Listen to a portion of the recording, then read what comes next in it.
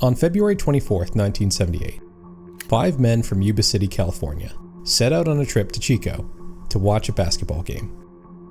The men, who all struggled with mild developmental disabilities or psychiatric conditions of some sort, were fondly called the Boys by their loved ones.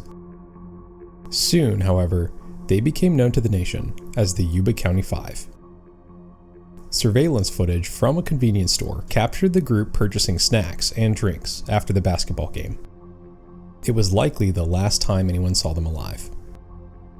4 days later, the car they were traveling in was found abandoned on a snow-covered road in the mountains of the Plumas National Forest, some 75 miles in the wrong direction from home. However, there were no signs of the friends.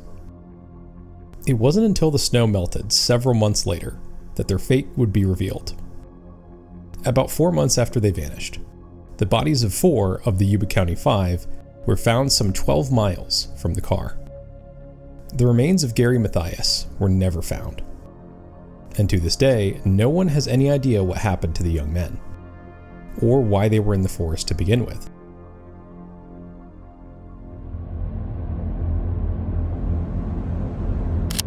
Jackie Hewitt, Bill Sterling, Jack Madruga, Ted Viher, and Gary Mathias were 5 men from Yuba City, California, who ranged in age from 24 to 32.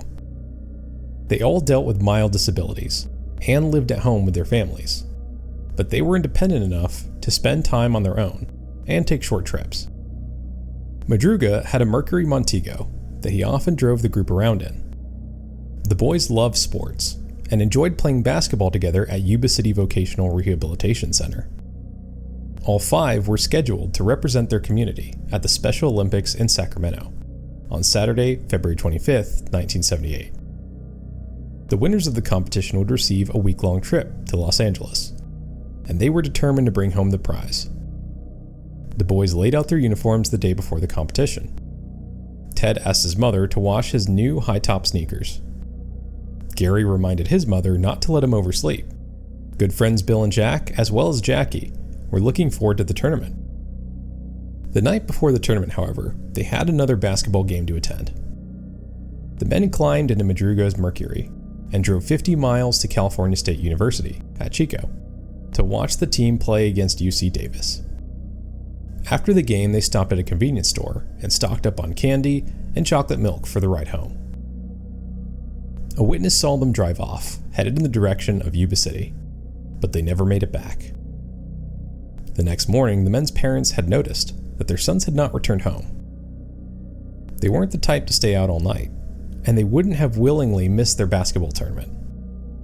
Madruga's mother called the police, and the search for the Yuba County Five began. The search for the 5 men comes up empty. There was no sign of the men between Chico and Yuba City. By pure luck, a U.S. Forest Service ranger happened upon Madruga's car stuck in the snowbank in the Plumas National Forest on February 27th. The remote road was nearly 50 miles in the opposite direction of the route the men should have been traveling. Besides the car, though, there was no evidence that the men had been in the area. It didn't even seem as if they tried to move the vehicle, although 5 grown men should have easily been able to lift it from the bank. The car still had a quarter tank of gas, and there were several maps in the glove compartment. The keys were gone. The police immediately began a search of the surrounding woods, but a brutal winter storm forced them to halt operations. Then a man named Joseph Schons came forward with a bizarre story about the night of February 24th. Schons had been driving on the same remote road to check on his cabin in the forest when he also got stuck in a snowbank. He then suffered a heart attack while trying to free his vehicle and collapsed in pain, unable to move. Around 11:30 p.m., he noticed headlights on the road. He claimed that several men got out of a car along with a woman who was holding a baby. He called for help, and the group stopped talking and disappeared.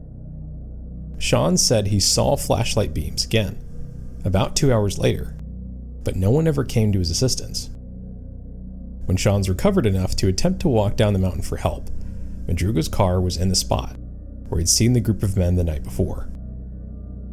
It's unclear if Sean's actually saw the Yuba County Five, if they really had a woman and a baby with them, or if he'd simply imagined the entire encounter in a pain-induced daze.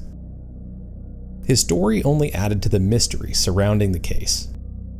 However, it was all that investigators had to work with, at least until the snow melted in the spring.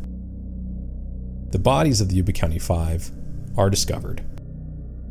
On June 4th, 1978, motorcyclists exploring the trails of Plumas National Forest came across a Forest Service trailer in the woods, 20 miles from where Madruga's car had been discovered.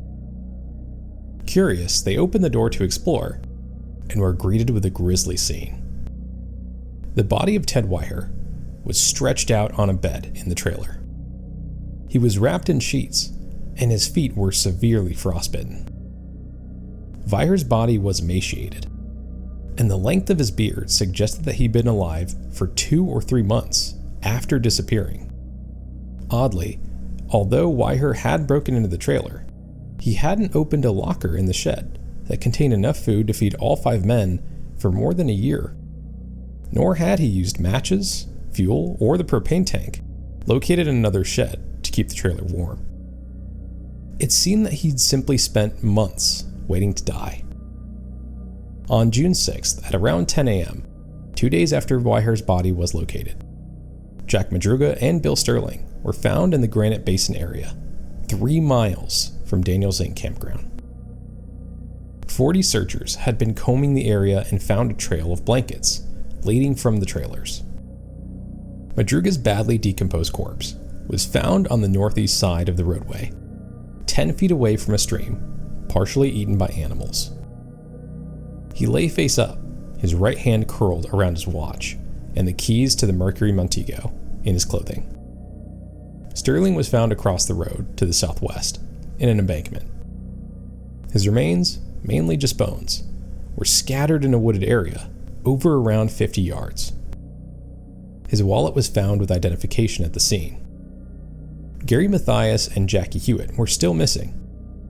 2 days later, just off the same road, but much closer to the trailer, Jackie Hewitt's father, Jackie Hewitt Sr., found his son's remains around a 1/4 mile from the trailer. He also found a pair of Levi's and Rip-soled Get There shoes. And then he found Jackie's jacket. When he picked up the jacket, a piece of spine bone fell out.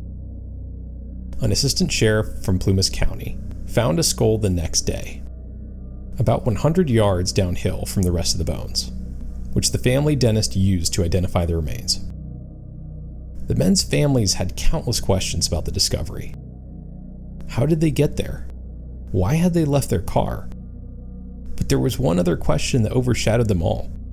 Where was Gary Mathias? To this day, Mathias's body has never been found. His sneakers were discovered in the trailer, suggesting that he had been inside at some point, but no other trace of him ever turned up. What I looked for all the time I was up there were his glasses, Mathias's father told the Washington Post. I didn't think the bear would eat that. The lingering questions and legacy of the Yuba County Five. Regarding the case, John Thompson, a special agent from the California Department of Justice, stated, "No explanations, and 1,000 leads. Every day you've got 1,000 leads."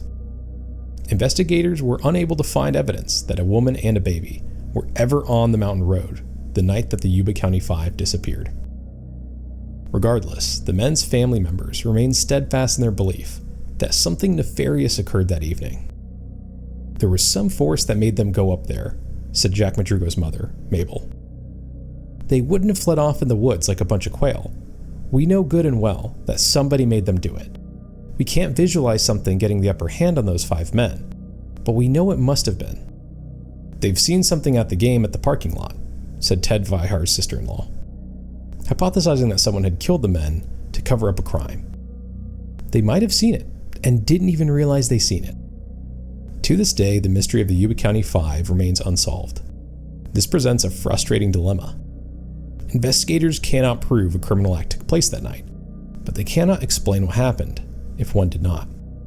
The case of the Yuba County Five is still active and continues to haunt the Yuba County Police more than 40 years later. In the words of Jack Beecham, the Yuba County undersheriff at the time of the disappearance. The incident remains bizarre as hell.